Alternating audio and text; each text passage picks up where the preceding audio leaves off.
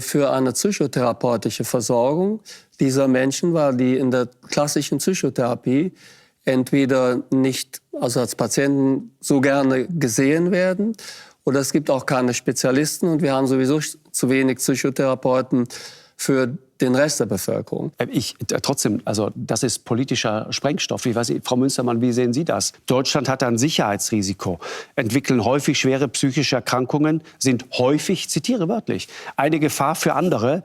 Und dann auf die Frage, wie viele Menschen das betrifft, ungefähr 30%.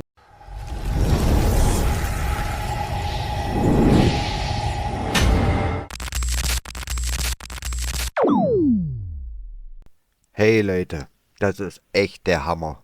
Karl Lauterbach haut bei Markus Lanz eine Zahl raus, die selbst eingefleischte Kritiker sprachlos macht. 30% der Flüchtlinge sind psychisch krank. Das heißt, wir reden hier von 1 Million Menschen, von denen einige potenziell gefährlich sind. Und die Bundesregierung hat das jahrelang verschwiegen. Die AfD wurde für solche Aussagen jahrelang attackiert. Doch jetzt gibt Lauterbach selbst zu, wir haben die Kontrolle verloren. Und als Krönung verkündet er, dass es für unsere eigene Bevölkerung nicht mal genug Therapeuten gibt. Welch ein Wunder. Aber für die Neubürger wird's jetzt geregelt. Leute, das ist der Wahnsinn. Bleibt unbedingt dran, schaut euch das an und lasst eure Meinung in den Kommentaren da. Was sagt ihr zu Lauterbachs Offenbarung? Like, Abo und Glocke nicht vergessen. Wir legen los. Aber daher ist die Art und Weise, wie wir in der nächsten Legislaturperiode miteinander umgehen, von größter Bedeutung. Und ist es in dem Zusammenhang, Herr Lauterbach, auch wichtig, dass wir ehrlich kommunizieren und ehrlich miteinander reden? Ja. Ich will Ihnen kurz den Hintergrund für meine Frage erläutern. Ich habe Sie neulich gehört, ich glaube bei den Kollegen von Stern TV. Und da warnten Sie vor einem Sicherheitsrisiko durch psychisch erkrankte Geflüchtete. Und ich lese Ihnen jetzt Ihr eigenes Zitat vor. Deutschland hat ein Sicherheitsrisiko. Viele Menschen, die nach Kriegs- und Fluchterfahrungen zu uns kommen, entwickeln schwere psychische Erkrankungen und sind daher häufig eine Gefahr für andere. Und dann weiter, ohne Therapie, das darf niemand leugnen, stellen sie eine Gefährdung dar. Und dann noch mal weiter, psychisch erkrankte Geflüchtete dürfen kein Tabuthema sein. Und auf die Frage nach den Zahlen sprachen Sie in dem Zusammenhang von, und das hat mich echt umgehauen, 30%. Das heißt, wir reden von 1 Million Menschen. Aber nicht Gefährder. Aber von psychisch Erkrankten. Nein. Also erstmal, also die Zahl ist viel geringer. Aber diejenigen, die psychisch krank sind nach Fluchterfahrung, das weiß jeder, das ist ein Risikofaktor natürlich. Wenn Sie aus dem Land fliehen mussten, Sie haben die Flucht selbst erlebt, Sie kommen in ein neues Land, sind isoliert und so weiter. Das verstehe ich alles. Und daher wissen wir, dass also Menschen mit diesem Hintergrund häufig also psychisch krank sind. Und wir haben das aus meiner Sicht ein Stück weit tabuisiert. Wieso soll ich das nicht also daher zum Thema machen? Aber wenn ich nur den einen Satz sagen kann. Wir haben zum Beispiel überhaupt kein Angebot für eine psychotherapeutische Versorgung dieser Menschen, weil die in der klassischen Psychotherapie entweder nicht, also als Patienten so gerne gesehen werden, oder es gibt auch keine Spezialisten und wir haben sowieso zu wenig Psychotherapeuten für den Rest der Bevölkerung. Und daher werden wir jetzt am 14. Februar werden wir im Bundesrat also eine Zulassungsveränderung beschließen, dass es Sonderzulassungen gibt für Menschen, also zusätzliche Psychotherapeuten für Menschen, die auch diese Hintergründe haben. Das sind noch andere Gruppen, nicht nur Fluchterfahren, aber das Thema muss nicht nur thematisiert werden, sondern muss auch etwas tun. Aber also es nützt nichts, wenn man einfach sagt, wir haben da kein Thema, man muss auch etwas tun. Trotzdem, also das ist politischer Sprengstoff. Ich weiß nicht, Frau Münstermann, wie sehen Sie das? Psychisch erkrankte Geflüchtete dürfen kein Tabuthema sein. Deutschland hat ein Sicherheitsrisiko, entwickeln häufig schwere psychische Erkrankungen, sind häufig, ich zitiere wörtlich, eine Gefahr für andere. Und dann auf die Frage, wie viele Menschen das betrifft, ungefähr 30%. Aber nicht die Gefährdung, sondern die psychische Erkrankung haben. Aber dennoch ist das eine Zahl, von der ich sage, Der Wo Kreis ist die- der Gefährder ist viel geringer. Das darf hier nicht stehen bleiben. Das verstehe ich schon, aber vor dem Hintergrund dessen, was in Aschaffenburg, Brock steht, anderswo passiert ist, sag mal, auch vor dem Hintergrund dessen, wie in Ihrer eigenen Partei häufig darüber gesprochen wird, so nach dem Motto, das ist die große Ausnahme, man darf da keinen stigmatisieren, wir dürfen da nicht alle über einen Kamm scheren. Das ist ein Satz, für mich ist das politischer Sprengstoff. Das heißt Sprengstoff. Der Sprengstoff ist das Problem, nicht der Satz. Und wir müssen tatsächlich Strukturen schaffen, dass wir denjenigen, die diese Risikofaktoren mitbringen, eine Möglichkeit geben, therapiert zu werden.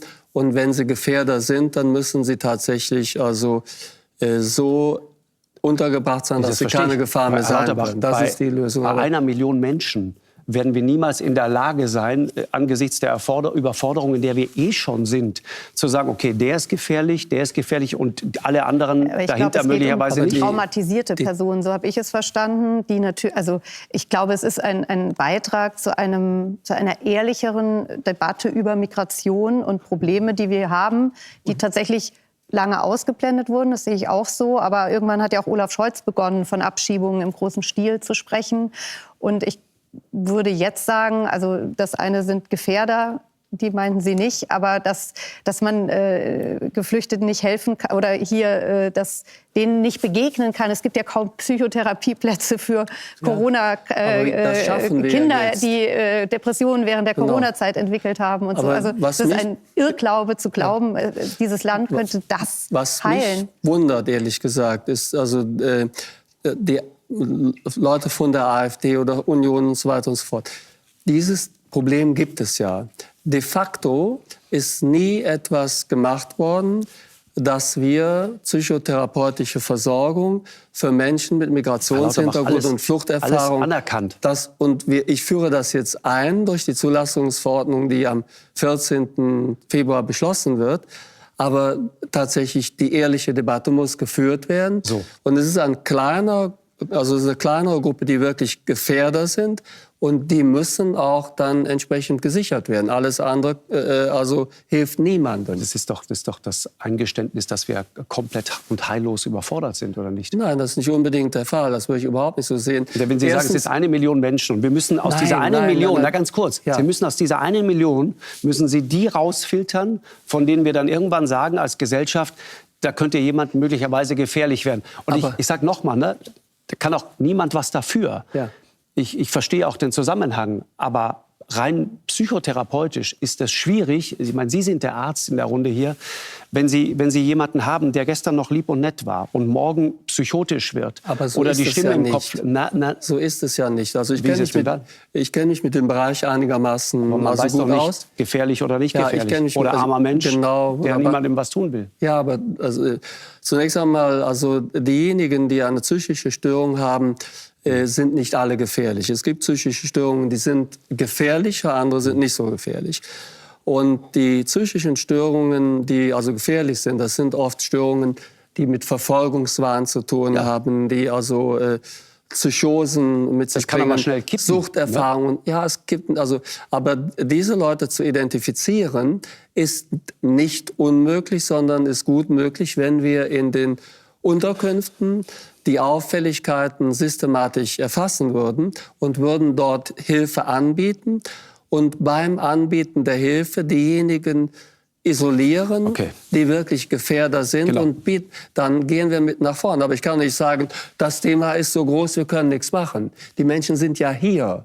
Und mit dieser Einstellung komme ich keinen Millimeter weiter. Es ehrt Sie ja, dass Sie an dem Punkt der ehrliche Debatte wollen. Ich frage mich nur, warum es Aschaffenburg braucht, warum es einen Wahlkampf braucht. Nein, das ist nicht wahr. Ich habe diese Zulassungsverordnung, an der arbeite ich seit 1,5 Jahren. Das hat nichts mit Aschaffenburg zu tun. Die hätten wir sogar im Versorgungsstärkungsgesetz gemacht.